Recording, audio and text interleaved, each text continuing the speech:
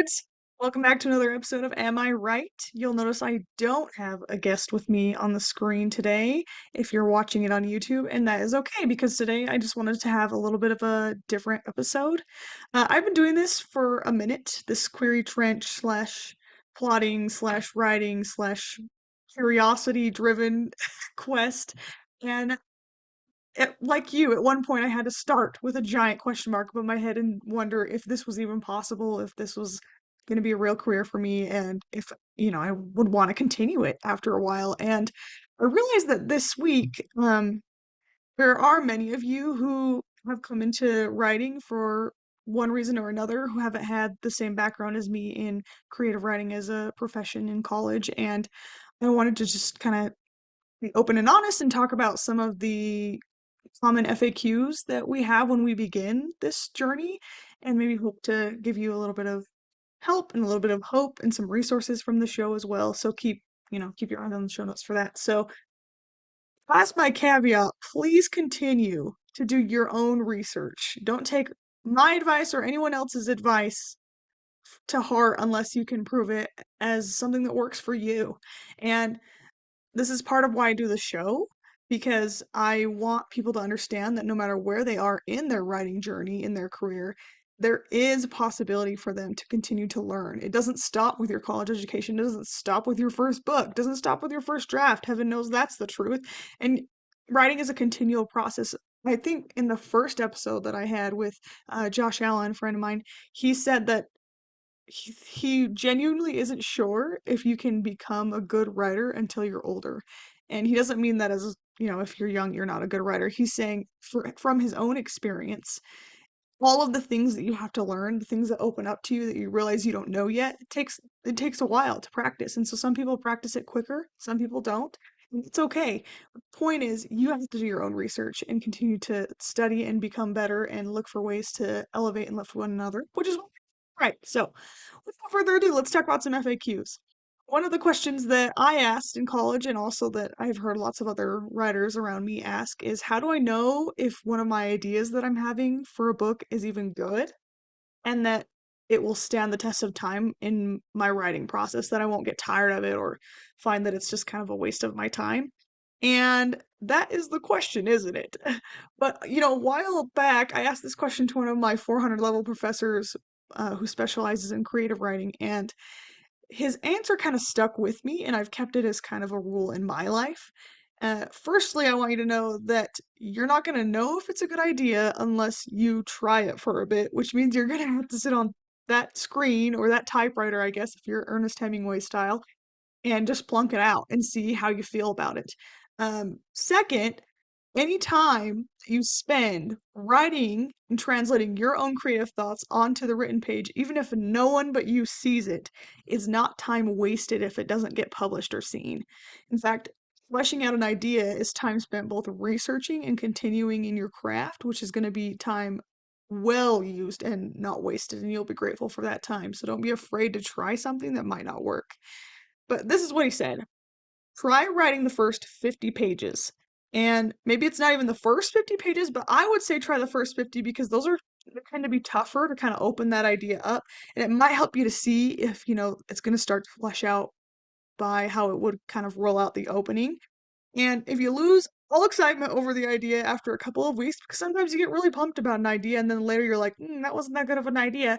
And if that excitement is lost, not because you're having a personal situation of doubt, but because you have just like a genuine lack of creative enthusiasm, then it's probably not the piece for you to continue to write. And that's okay. And you just store those 50 pages in some deep file in your documents that no one has to see. And then maybe you could reference it for something later, or just remember that you've been on, more of your journey and that you're continuing to learn.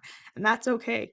Sometimes you get inspired and find out that you're just trying to recreate something that inspired you, like a book that you've read that you were like, oh my gosh, that's so amazing. I want to write something like that. Or, if there's a topic that really has inspired you. And that's okay. If you're like, I just feel like I'm recreating somebody else's work, then take a step away from it and try something different, try something fresh. So that's the answer to the first question. Second question that I hear a lot, that I have also given a lot, is do I need to plot this first? Like, if I have an idea, do I need to like have a certain level of plotting before I can decide if it's going to be worth my time. And let me direct you to several episodes of the show, some of them being very recent. If you'll go look in the show notes, I'm gonna have that listed for you. In short, the answer is no. There are pantsers and there are plotters, and there are, as I have come to believe, and for me personally, in-betweeners, which means if you need to take a thought and run with it for a little while, just do it. Just know that you're gonna have to probably come back later and plot some things because obviously you can't just write and write until the end of time and not have some cohesive bit of work. But sometimes you just need to get that idea out and then see if maybe you feel like it's gonna go somewhere. And also recognize that sometimes plotting is a good thing to try before you write it out because while it can be work that feels unnecessary sometimes, it might be what you need to know if it's gonna go somewhere. Like I said about writing from the beginning. And you want help with that? I hesitate to prescribe specific books or resources to you on this because everybody's brain is different and everybody's process creatively is different. I don't think there's one size meets all for this situation. There are people, multiple people who have come on the show who coach, who have written different books on this, who have workshops on this regularly. So listen for those in the episodes that have come out and that will come out, but know also that there are lots of online and in-print resources on craft, on plotting for both pantsers and plotters. If you're willing to put in a little bit of money, there's books galore that you can find even on your, local Barnes and Noble. Give it some thought, take it with a grain of salt, decide what works for you, and test it out. The last question that I wanted to talk about, beginning with an idea as a kind of fresh writer, is when is it okay for me to share my work with others? Or I'm so excited about this, I want to share my ideas with others. Is that taboo?